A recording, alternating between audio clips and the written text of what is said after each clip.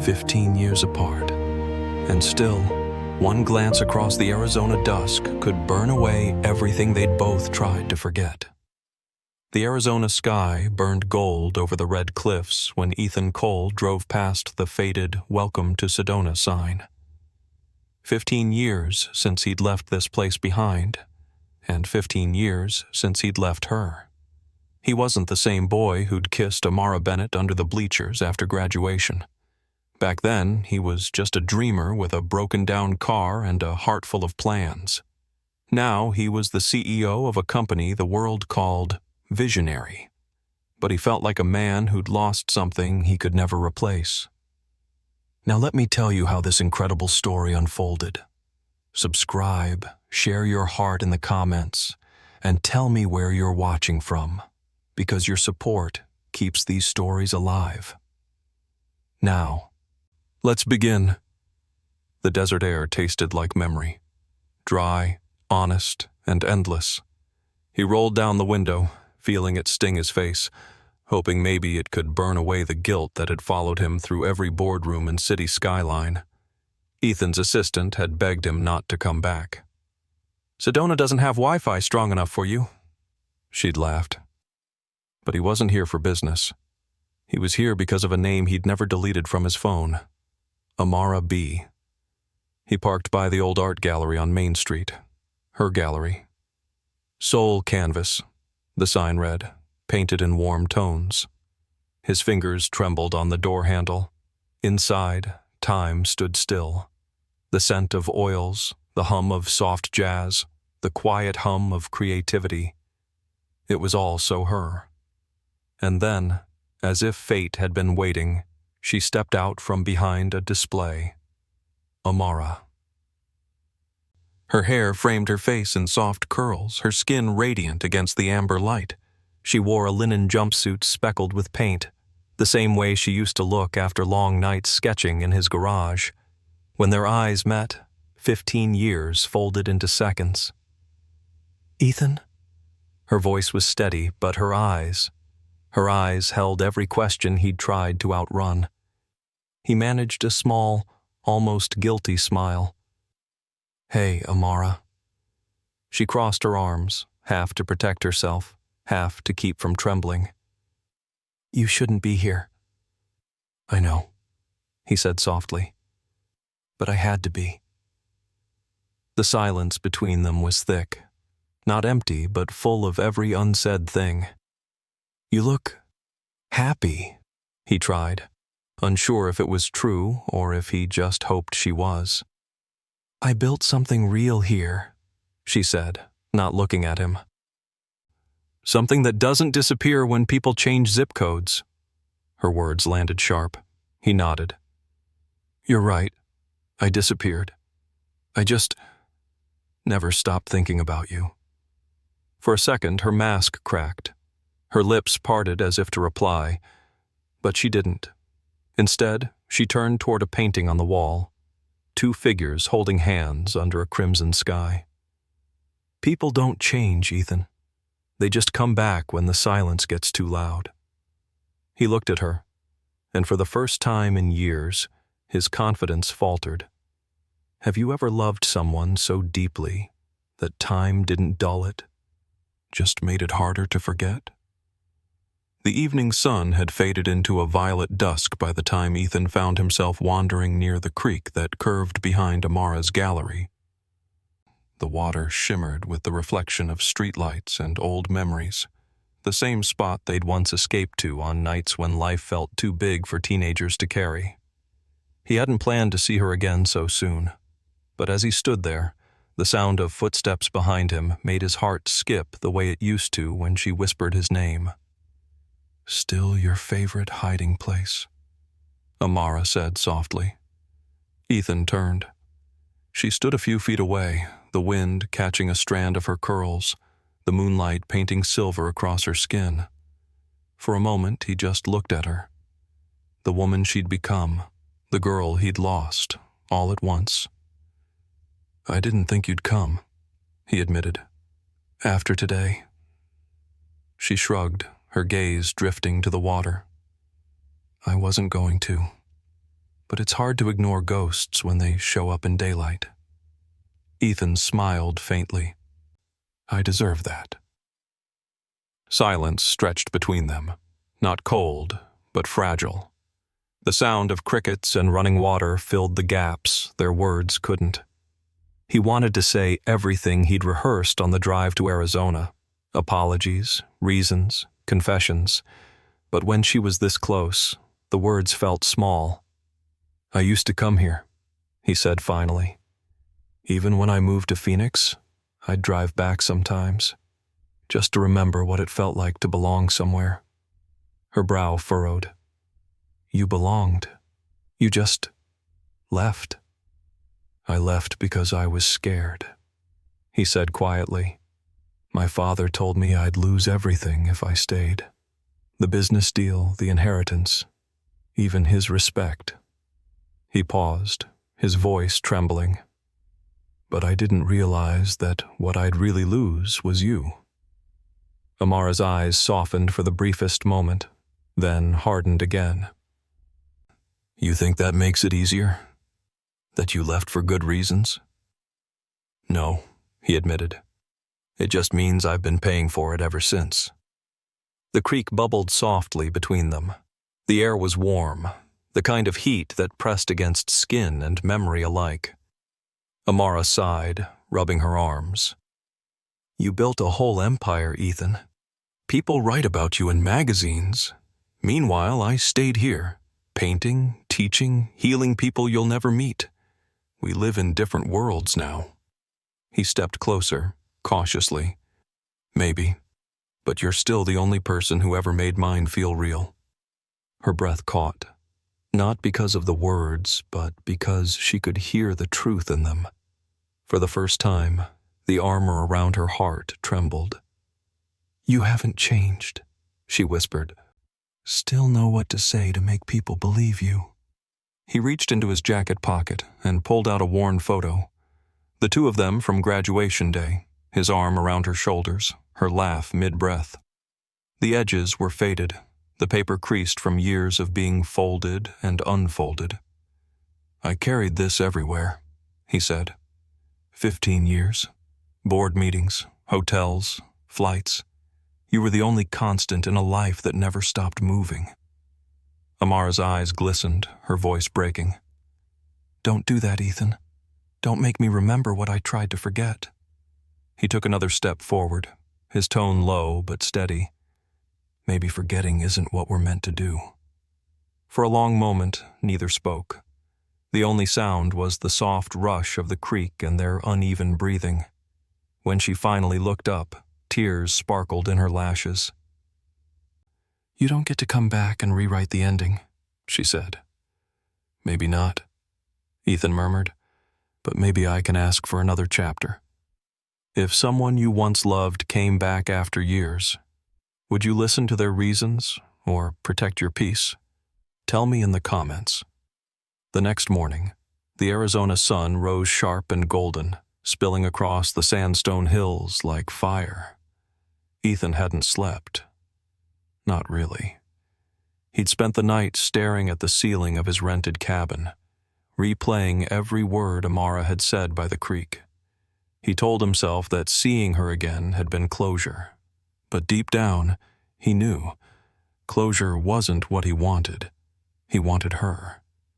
When he arrived at Soul Canvas the next day, the gallery was alive with light and color.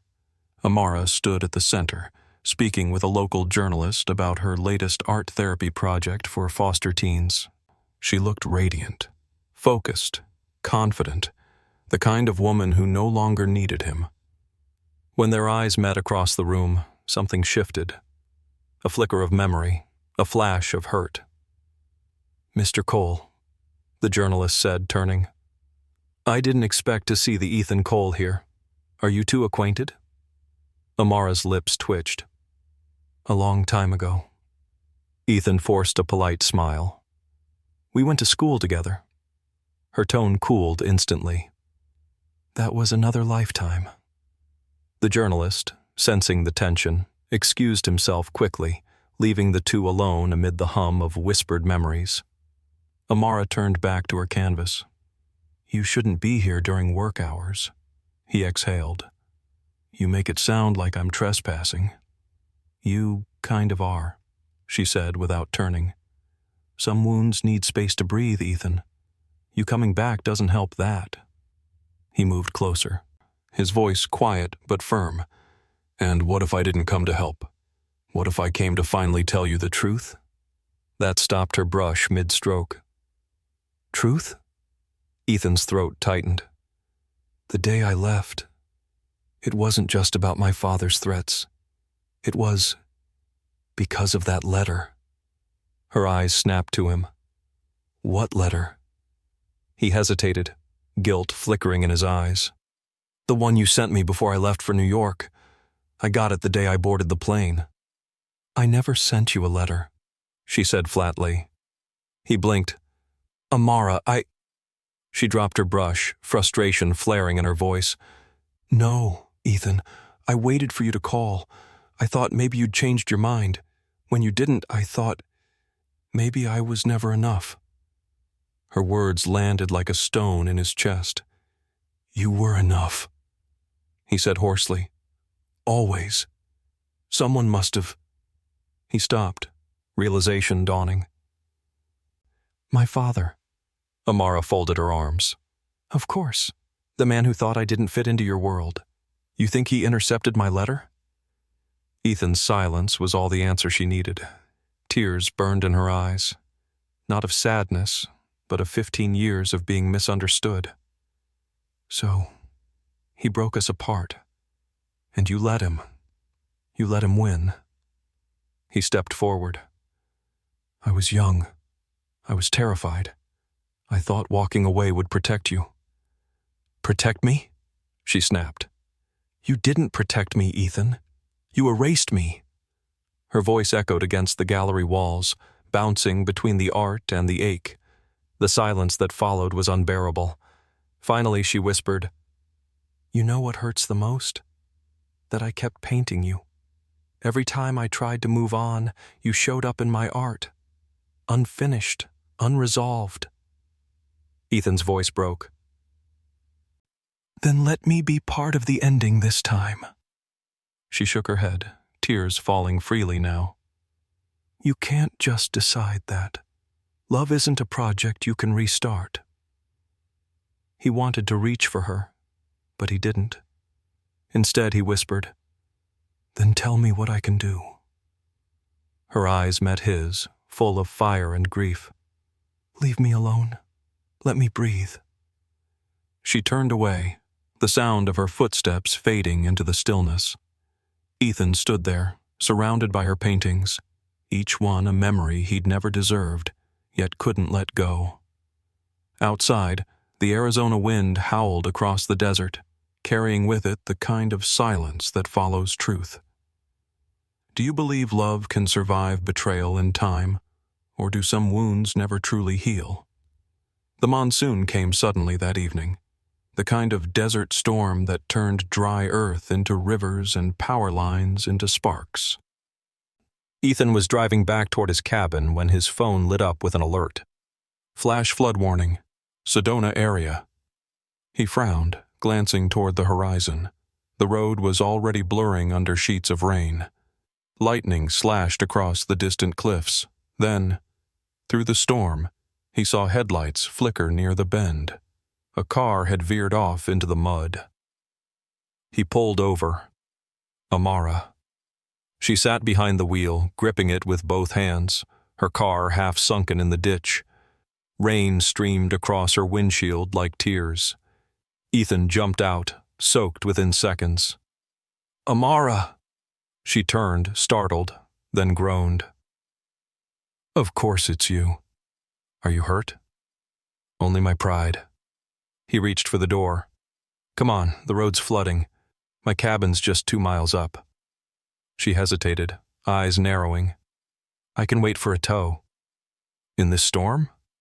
He pointed toward the rising water. You'll be waiting underwater.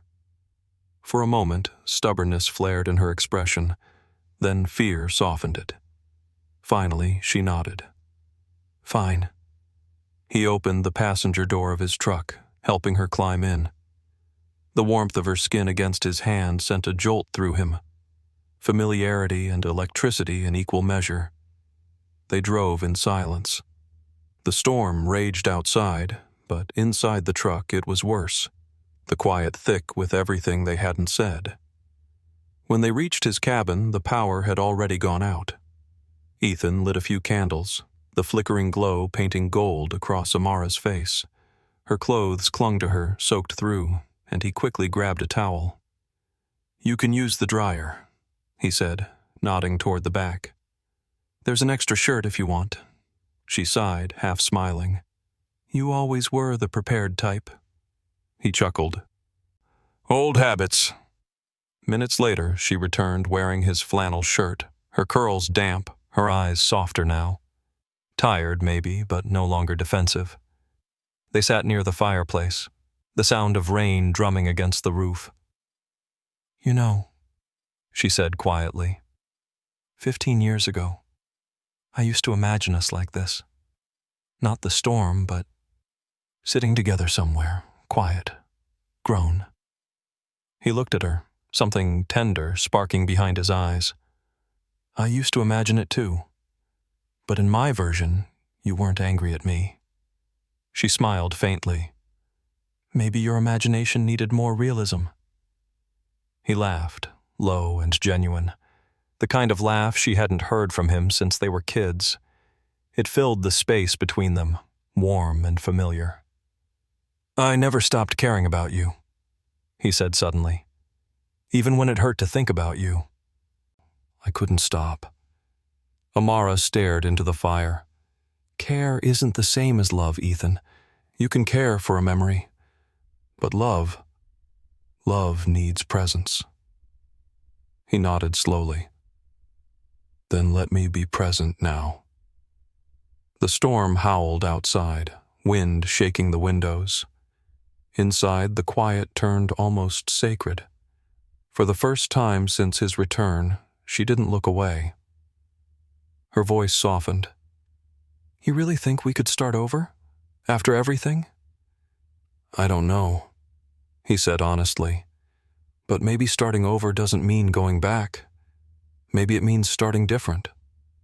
She took a breath, her gaze steady on his. "Different." He nodded. "No lies, no distance, just truth." For a heartbeat, time froze, and then she reached out, her fingers brushing his hand. Outside, the thunder softened to a distant hum. "Do you believe fate gives us second chances? Or do we have to fight for them ourselves?" The storm finally quieted sometime after midnight. The fire had burned low, crackling softly in the half-dark cabin. Amara sat curled under a blanket, staring into the embers while Ethan watched her from across the room, not in silence, but in awe. 15 years of distance had turned her into someone even more magnetic. Stronger, wiser, beautiful in ways that had nothing to do with time. Ethan broke the silence first. "You used to hate storms." She smiled faintly. "Only when I was alone." He nodded, gaze dropping. "I made sure of that, didn't I?" Her expression shifted. Soft, reflective, but still guarded. "You made a choice, Ethan. I just had to live with it." He leaned forward, his voice barely above a whisper. "You think I didn't live with it too? Every morning, every night, every empty bed? It was you I couldn't shake." Amara's fingers tightened around her mug. "Then why didn't you come back?" He swallowed hard. "Because I thought I'd already broken you once, and I didn't trust myself not to do it again." Her eyes glistened in the flickering firelight. "You think you had that power over me?" she asked quietly. "You did, but not in the way you think. I wasn't broken, Ethan. I was unfinished." He looked at her, heart in his throat. You were my first love, she continued. My first everything. When you left, I had to rebuild myself piece by piece. And in that rebuilding, I learned who I was without you. She glanced up, her gaze soft but steady. But that doesn't mean I ever stopped wondering who I could have been with you. Ethan exhaled, the words hitting him like oxygen after years underwater. Amara, if I could go back, she interrupted gently. You can't. Neither of us can. He nodded, defeated, then quietly said, Then maybe I can just tell you what I should have said before I left. Her eyes met his, expectant and trembling. He moved closer, the firelight catching the emotion on his face. I loved you. I still love you. Every decision I made after I left, every deal, every company, every empty night, was just a way to fill the hole you left behind. Amara's breath caught. Her heart thundered in her chest, torn between instinct and longing. I used to dream about hearing you say that, she whispered. But I also used to think, if you ever came back, I'd hate you for it. He winced. Do you? She hesitated, then quietly, No. I just don't know how to stop remembering the pain. Ethan reached out, slowly, as if asking permission, and brushed a tear from her cheek. Then let me help you remember something else. The air between them thickened, not with lust, but with years of buried emotion surfacing at once. She didn't pull away. Ethan. He looked at her, eyes raw and full of regret. I know you may never forgive me, but if there's even a small part of you that still feels what I do. Her voice trembled. You think it ever stopped? Silence. And then, she leaned forward, resting her forehead against his. The gesture said everything words couldn't. I'm still here. I still feel this. The tears came freely now. Hers, his, the release of everything they'd carried alone for too long. For the first time in 15 years, they weren't two broken halves mourning what they'd lost. They were two souls remembering what it meant to be whole together. Outside, the storm had cleared. The desert was quiet again, washed clean. Can love survive after years of silence? Or does it become something new entirely? I'd love to hear what you think. The first light of dawn crept through the cabin windows, soft and golden, brushing against the edges of everything it touched. The couch, the empty mugs, the two figures still sitting side by side near the dying fire. Amara hadn't slept. Neither had Ethan. But for once, the silence between them wasn't sharp or heavy. It was gentle. Outside, the storm had left the desert glistening, raindrops clinging to cactus spines, the scent of wet earth rising with the morning breeze. A fragile kind of peace. Ethan poured her a cup of coffee, his hand steady now. Do you remember that night after graduation? He asked. We promised each other we'd see the world. You wanted to paint in Paris. I wanted to build something that mattered. Amara smiled faintly. And instead we both ended up chasing things we thought mattered more than us. He nodded, the corners of his lips lifting. Funny thing is, I built a whole empire, and none of it feels half as real as this morning does. She took the cup from his hands, fingers brushing his. A soft, unspoken thank you. Ethan, I don't know what this is anymore. I'm not the girl you left behind. I've changed. I've learned how to survive without you. He met her gaze, eyes clear and full of quiet determination. Good, because I don't want the girl I left behind. I want you, the woman who found herself without me. Her breath hitched at the sincerity in his voice. It wasn't desperation anymore. It was truth. I can't promise it'll be easy, she said. He smiled. I'm not looking for easy. I'm looking for honest. For a long while, they just sat there, the kind of stillness that feels like a heartbeat shared between two souls. Then Amara stood and walked to the window. The sunrise was turning the desert gold, the sky streaked with shades of pink and amber. "You ever notice," she murmured, "how the desert blooms after the rain?" He came up beside her, watching the light spread across the horizon. "Yeah, it takes a storm to wake the flowers." She turned to him, eyes soft, voice barely above a whisper. "Maybe that's us." Ethan reached for her hand, intertwining their fingers slowly. No rush, no fear. "Then let's see what grows this time." Tears filled her eyes, but they weren't from pain anymore. "You're serious about staying?" He nodded. "I sold the company last month. I didn't tell anyone because I wasn't sure where I was supposed to go next. Now I do." Amara blinked, surprised. "You did what?" He laughed softly. "Guess I finally figured out money doesn't hold you at night. Love does." She laughed through her tears, shaking her head. "You really think love can start over?" He brushed his thumb against her cheek, his voice steady and sure. "Love doesn't start over, Amara. It just learns how to breathe again." For the first time in 15 years, she didn't resist the pull between them. She leaned into him, resting her head against his chest. His arms wrapped around her, familiar, grounding, home. Outside, the desert wind whispered through the canyons. A hawk soared overhead, cutting across the sunlight. He kissed the top of her head. "You know, I used to dream about this. Coming back, finding you, making it right." "And now?"